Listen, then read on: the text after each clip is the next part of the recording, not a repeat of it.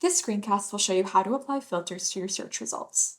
Search filters are another way that you can narrow down your results. However, when conducting a comprehensive search or a search for a systematic review, some filters available in the database will not be useful or appropriate. You will notice two opportunities to apply filters to your search. The first is when you're building your search, and the second is after your search has generated results.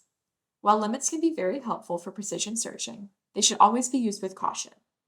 To ensure that your search does not miss any relevant results, it's suggested that you only apply filters after searching, so you can ignore the initial filters tab that you see here. Once your search has generated results, you can find the available filters by clicking on the All Filters tab underneath the search bar. This will open a list of filters available on the right-hand side of the page.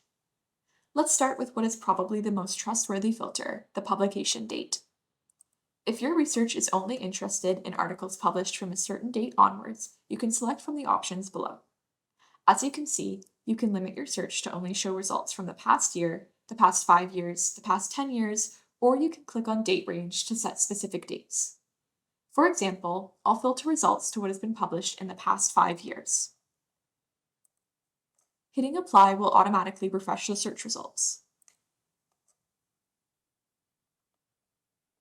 Another useful filter is the language filter, which you can find here.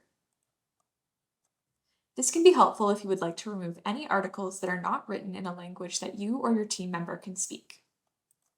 The age, gender, and geography filters can be applied if you're only interested in retrieving results where a specific population is reported on. For example, women aged 65 or older in the United States.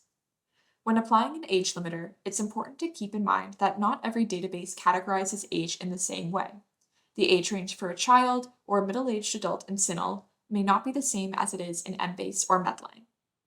When using filters, it's always important to give proper consideration to what you'll be excluding before you apply a filter in order to ensure you aren't removing any relevant results, particularly if you're working on a systematic or scoping review. Most database filters are unvalidated and almost always overlimit a search. For questions on the other filters available in CINAHL, please contact Gerstein Library at ask.gerstein@utoronto.ca. In the next video, I'll show you how you can save your search so you don't lose your work.